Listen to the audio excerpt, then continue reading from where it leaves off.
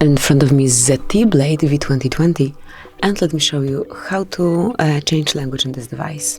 So at first, just open the settings, then find and select System, and click on Languages and Input right here.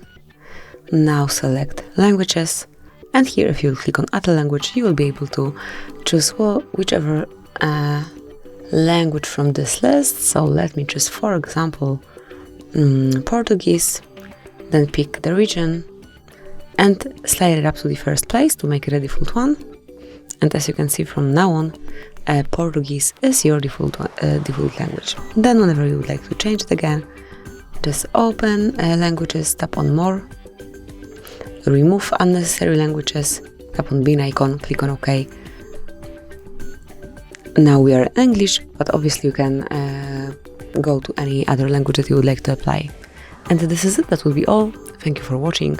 Please subscribe our channel and leave the thumbs up.